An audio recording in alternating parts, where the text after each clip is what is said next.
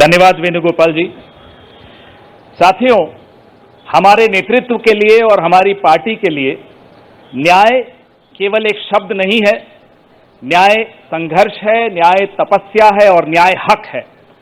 सबसे पहले इस कार्यक्रम को आगे बढ़ाते हुए हम न्याय पत्र का विमोचन करेंगे, उसको जारी करेंगे। मैं माननीय कांग्रेस अध्यक्ष श्री मल्लिकार्जुन खड़गे साहब से आग्रह करूंगा कि वो न्याय पत्र को जारी करें। सर,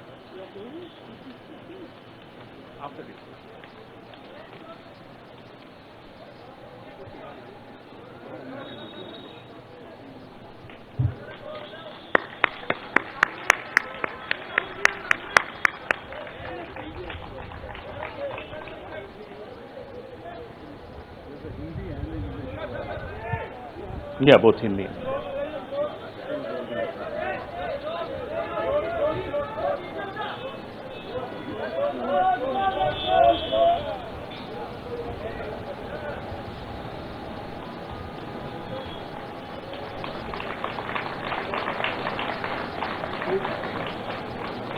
धन्यवाद। अब मैं मैनिफेस्टो कमेटी के अध्यक्ष श्री पी चिदम्बरम साहब से आग्रह करूंगा कि वो इस न्याय पत्र के विषय में कुछ इस पर प्रकाश डालें, आपसे चर्चा करें।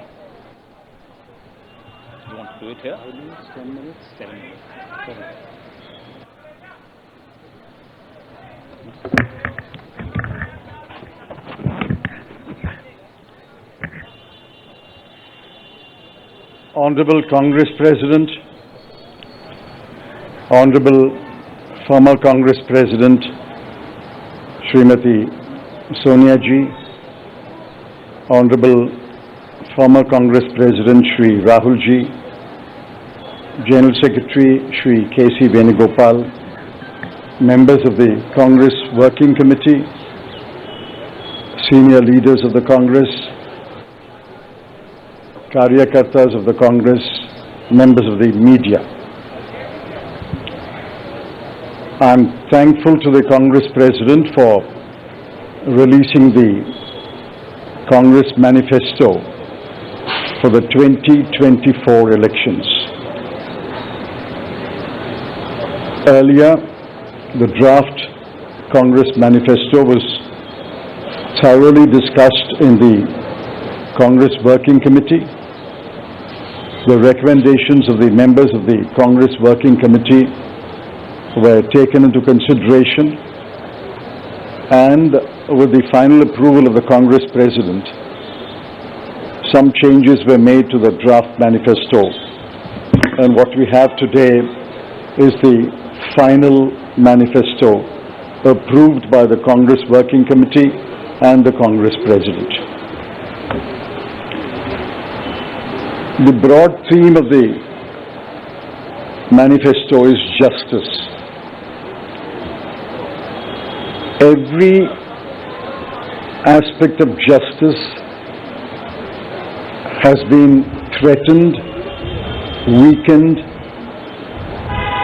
diminished, and in some cases denied in the last 10 years, especially in the last 5 years. Members of the media will recall that in 2019, we had warned of what is likely to happen between 2019 and 24 should the BJP come back to power. We were not soothsayers, but we were active workers on the ground who could sense what was happening in this country. I'm sorry to report that what we had predicted in 2019 has come to pass in 2024. We had said institutions will be diminished or captured. That has happened. We had said freedom will be restricted, and that has happened. We had said that the weaker sections of the people will be denied their rights and their privileges. That has happened. We had said that Parliament will be diminished.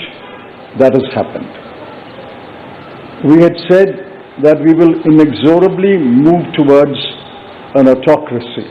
We are already described as an electoral autocracy by many, many thinkers of the world. That has happened. While we are unhappy that what we had predicted has happened, we have in this manifesto suggested bold measures to reverse the damage that has happened in the last 5 to 10 years. The overall theme of the Congress manifesto is 3 powerful words: work, wealth, and welfare. I shan't take long. I'll explain each word in one sentence. Work means we must create jobs. If anybody had any doubt, read the report of the ILO that was released 10 to 15 days ago. The government came up with a lame defense through the chief economic advisor, but the defense only made it worse. The ILO report shows that unemployment has assumed monstrous proportions in this country. Yesterday, the media carried a report that 30% of the outgoing class in the Indian institutes of technology, the premier institutions of our country, are unemployed. They have not been placed. Jobs, jobs, jobs is a cry everywhere in India. Work encapsulates that section on work. The sections on work encapsulates what we will do to create jobs. The second is wealth. Wealth must be created before it is distributed. On the contrary, the 5 years of the Modi government shows that wages have been stagnant in this country. The average income of the bottom 50% has either remained stagnant or diminished or decreased for the bottom percentiles. We have to create wealth, and that can only be created by growth. The UPA government delivered 8.5% growth in its first term, 2004 to 2009. And over a 10-year period, Dr. Manmohan Singh's government delivered 7.5% growth. Even the futile attempt by the BJP government to revise the figures made it 6.7%. But over the last 10 years, the average growth is only 5.8, and if you count the year that ended on 31st March, given the inflated figures, it will still be 5.9. The difference between 7.5 and 5.9 may appear to be trivial, 1.6%, but it's not a trivial difference. It is a difference that makes between a moderately slowing economy and a robust economy. So the second broad theme is wealth. We have to create wealth, which means we must have investment, capital investment, private investment, government investment, and foreign investment. Once we create jobs and once we set in motion policies that will create wealth, this country will go back to the high growth path of the UPA governments. The third section, which addresses many aspects of justice, is welfare. So work, creating wealth, which results in welfare. The welfare of whom? I have always accused the BJP government, the Modi government, is a government of the rich, by the rich, and for the rich. This government is driven only by the interests of the top 1% of this country. But we have to look at the bottom 50%. The bottom of the pyramid, the bottom 50% is as important as those who are well off. And in the bottom 50%, as we go down the ladder, the bottom 20% are extremely poor.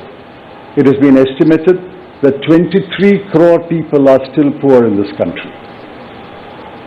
UPA government lifted 24 crore people out of poverty, and we promise that if the Congress or a Congress-led government comes to power in 2024, we will lift 23 crore people out of poverty in the next 10 years.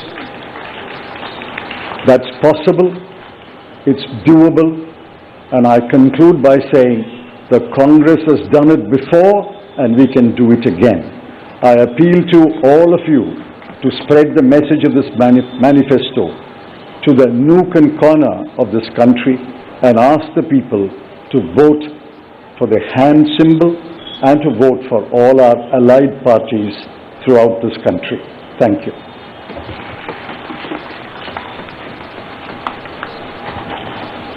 धन्यवाद चिदम्बरम साहब। मैं माननीय राष्ट्रीय अध्यक्ष श्री मल्लिकार्जुन खड़गे साहब से आग्रह करूंगा कि वो 2 शब्द कहें।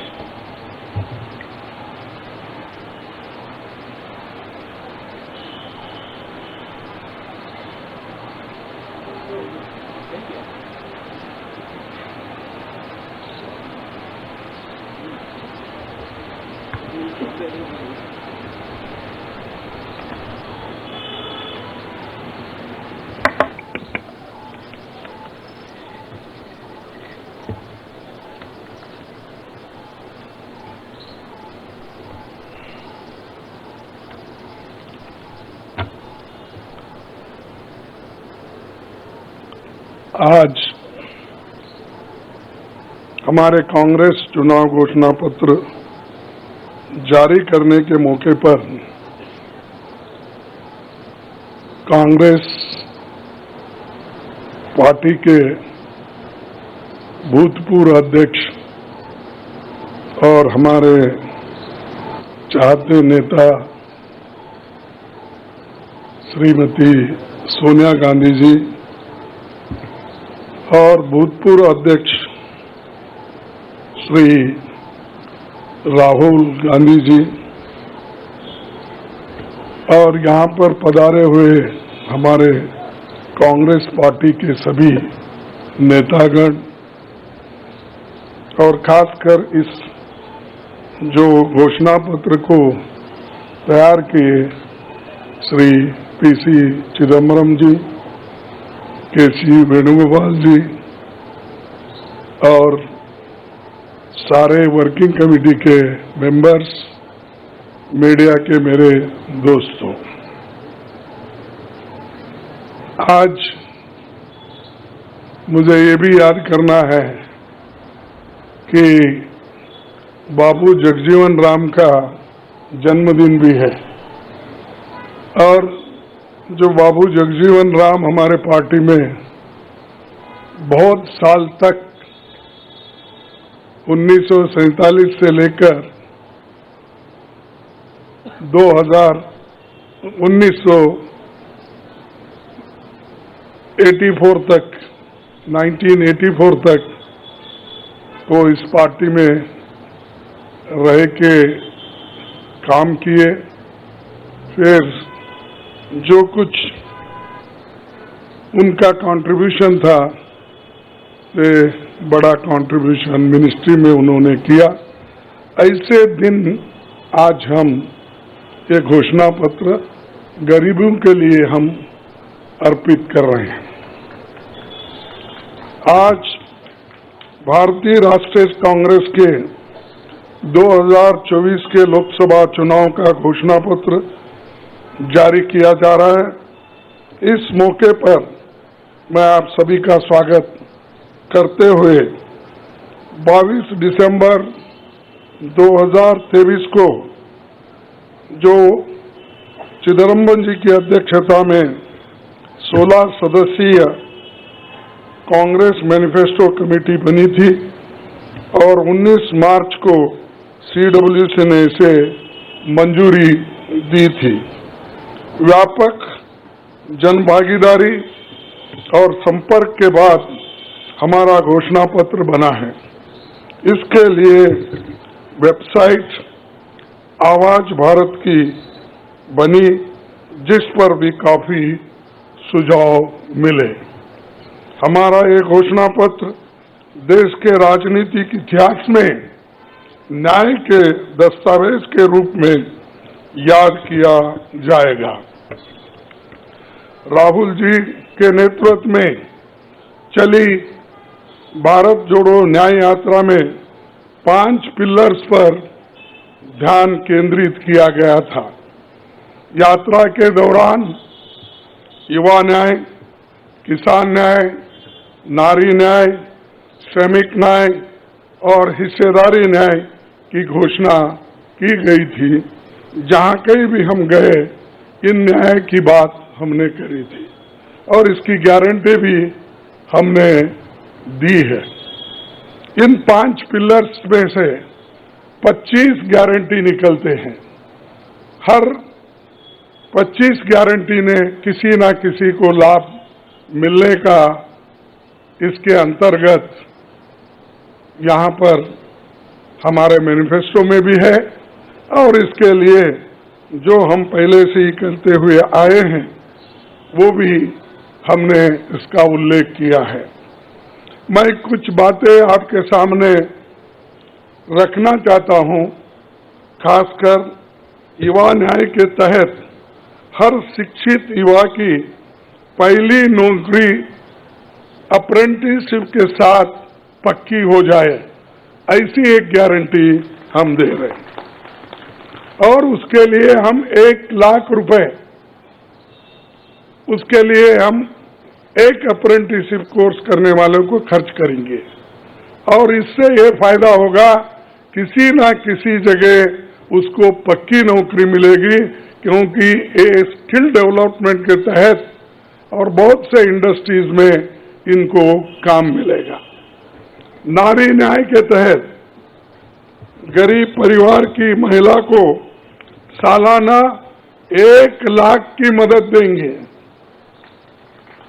कोई तालियां नहीं बजा रहे, क्या बात है?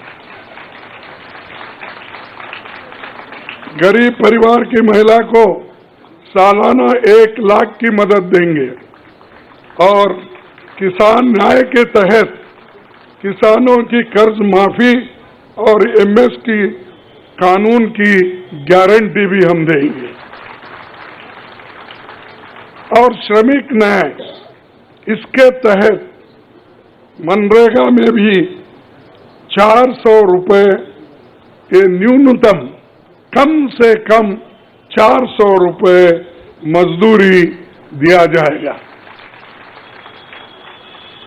हिस्सेदारी न्याय में सामाजिक आर्थिक समानता के लिए हर व्यक्ति और हर वर्ग की गिनती या जातीय जनगणना होगी, जिससे सबको फायदा होगा, या किसी के फॉर में किसी के अगेंस्ट में ये नहीं है कि हालात को समझने के लिए ये जातीय जनगणना करेंगे, जैसा कि SC/ST की जातीय जनगणना होती है और वैसा ही जो पिछड़े लोग हैं और भी ये अपर कास्ट में भी गरीब लोग हैं, सबकी हालत क्या है ये जानने के लिए हम जातीय जनगणना कराएंगे और इसका फायदा हर वर्ग को मिलेगा। हमारे घोषणा पत्र में संवैधानिक न्याय, कॉन्स्टिट्यूशनल जस्टिस खंड में लोकतंत्र बचाओ, भय से मुक्ति से लेकर मीडिया, न्यायपालिका आजादी, भ्रष्टाचार के खिलाफ मुहिम जैसे मुद्दे, कला संस्कृति जैसे विषय भी है। आर्थिक न्याय, इकोनॉमिक जस्टिस खंड में आर्थिक नीतियों, बेरोजगारी, टैक्सेशन और टैक्स रिफॉर्म्स, ये सारी चीजें उसमें हम लाएंगे। इंडस्ट्री और इंफ्रास्ट्रक्चर पर ठोस काम हम करेंगे। राज्य न्याय, जस्टिस फॉर द स्टेट्स, मैं संघीय विकास, पूर्वोत्तर भारत पर रोशनी हम डाले हैं और जहां कहीं भी फेडरल स्ट्रक्चर को धोखा होगा, हम उस वक्त अपनी आवाज उनके साथ भी उठाएंगे और जब हमारी गवर्नमेंट आएगी तो उनको बराबरी का हिस्सा देंगे, और ताकि वो पैसे के लिए तरस न हो, चाहे वो ड्रॉट हो, फ्लड हो, डिसास्टर्स हो। इसके लिए नेचुरल डिसास्टर्स, इन सब के लिए फेडरल गवर्नमेंट को कानून के तहत जो मदद मिलना चाहिए वो हम जरूर उनको दिलाएंगे। उसी के साथ देश की प्रतीक्षा और आंतरिक सुरक्षा के महत्व को ध्यान में रखकर रक्षा न्याय की भी खंड है, जिसमें विदेश नीति भी है। और विदेश नीति हमारी अब तक सफल हुई है और उसी नीति पे अगर ये लोग काम करते थे और ठीक ढंग से चलते थे, और बहुत से मुश्किल हमको आज जो आ रहे हैं वो कभी नहीं आते थे। तो इसीलिए हम अपना रक्षा न्याय का देश की रक्षा के लिए पूरा हम काम करेंगे। आखिरी एक महत्व का बिंदु पर्यावरण न्याय भी देंगे। आप सभी से मैं अनुरोध करूंगा कि घोषणा पत्र को बारीकी से देखें, पढ़ के इसमें आपको भविष्य के भारत की शानदार नया तस्वीर दिखेगा और इसके लिए आप ठीक ढंग से आप काम कर सकते हो। आजादी के बाद 1951-52 में चुनावों से राजनीतिक दल घोषणा पत्र जारी करते समय बहुत से दावे करते हैं लोग, पर कांग्रेस हमेशा जमीनी हकीकत पर चलती है। 1951 में पंडित जवाहरलाल नेहरू के नेतृत्व में हमारा जो घोषणा पत्र जारी हुआ उसका नाम था व्हाट कांग्रेस स्टैंड्स फॉर। उसका नाम था व्हाट कांग्रेस स्टैंड्स फॉर। पहले घोषणा पत्र को लेकर ये टिप्पणी की गई थी, no exaggerated claims were made, no ambitious plans to entice public or deceive the electorate had been placed before them. A realistic view of what was capable of achievement and implementation alone was presented. ये पंडित जवाहरलाल नेहरू जी के जमाने में घोषणा पत्र दी थी जो realistic है, जो ग्राउंड लेवल पे हम कर सकते हैं, उसी के बारे में उन्होंने बोला था। किसी को फंसाने के लिए नहीं, झूठ बोलने के लिए नहीं, हम जो भी कहते हैं वो करके दिखाते हैं, ये उनका कहना था। और वही आज भी हम कर रहे हैं, जो कर सकते हैं वही हम इसमें घोषणा पत्र में लिखे हैं। और बहुत से हमारे विद्वानों से भी हम बात किए हैं कि इसमें क्या कर सकते क्या नहीं कर सकते, उनके सलाह के मुताबिक ही आज हमने ये सारी चीजें आपके सामने रखे हैं। ये हमारा 139 ईयर्स साल का शानदार इतिहास है। ये देश के सामाजिक आर्थिक विकास की गति को बहुत तेज करेगा। किसानों, मजदूरों और महिलाओं, युवाओं, गरीबों, वंचित तबकों के विकास के जो बंद दरवाजे हम खोलेंगे, क्योंकि एक मोदी सरकार में ये सारे दरवाजे गरीबों के लिए, महिलाओं के लिए, युवाओं के लिए बंद है। हम जब सत्ता में आएंगे ये दरवाजे सब हम गरीबों के लिए खोल देंगे, उनका विकास करेंगे, ये हमारी प्रतिज्ञा है। डॉक्टर मोदी जी, डॉक्टर मनमोहन सिंह के नेतृत्व वाली हमारी यूपीए सरकार की बहुत आलोचना करते हैं, लेकिन उस 10 साल में हमने MNREGA, right to education, RTI, खाद्य सुरक्षा, वनाधिकार, भूमि अधिग्रहण कानून और रेहड़ी पटरी वालों की अधिकार समेत कई कदम हमने उठाया है। और उसकी जो कर्ता धर्ता है श्रीमती सोनिया गांधी जी यहाँ पर मौजूद है। उन्होंने बारीकी से इन मनरेगा को और खास करके फूड सिक्योरिटी को बहुत लड़ा, क्योंकि मुझे मालूम है, सब चीज मैं यहाँ पर नहीं कह सकता, कि उन्होंने इतने ये 2-3 प्रोग्राम के लिए बहुत गुस्से में रहते थे।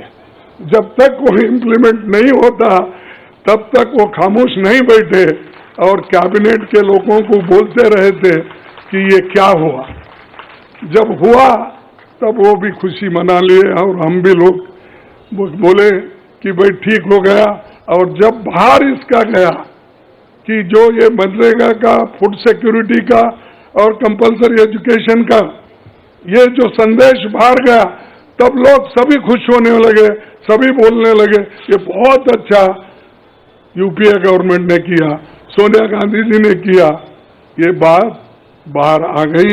इसीलिए ये हमारा जो पहले से गरीबों के लिए वायदे थे वो हम पूरे करेंगे। मोदी जी 10 सालों में इसके मुकाबले का एक काम भी नहीं कर सके। आप बताइए कौन सी ऐसी बड़ी फैक्ट्री जो एम्प्लॉयमेंट क्रिएट कर सकती है, जो नेहरू जी के जमाने में बने वैसे कोई एक बड़े बड़े काम उन्होंने किया है। जिस देश में एक सुई नहीं बनती थी उस देश में पंडित जवाहरलाल नेहरू, इंदिरा गांधी जी ने रॉकेट बनाकर उड़ाकर दिखाया। और बहुत से जो साइंटिफिक योजनाएं थी हमने बनाए। अब मोदी जी के जमाने में तो गालियां देने का छोड़ के दूसरा तो मैं नहीं सुना, और उसके अगर कोई छुपे हुए काम है तो मेरे को बताओ ताकि मैं भी उसकी प्रशंसा करूंगा। लेकिन आज हम गारंटी जो भी दे रहे हैं हम चंद स्टेट में करके दिखाए हैं। हिमाचल में करके दिखाए, कर्नाटक में करके दिखाए, तेलंगाना में करके दिखाए, जहां कहीं भी हमारी सरकार है, और राजस्थान में भी हमने कई नई चीजें की, वहां भी करके दिखाए। तो ये हम जो कहते हैं, मैं पहले ही कहा, वो हम करते हैं और हम डरते नहीं करने के लिए। हमारा कितना भी नुकसान हो लेकिन गरीबों के लिए हम करते रहते हैं। ये हमारा पहले से कार्यक्रम है।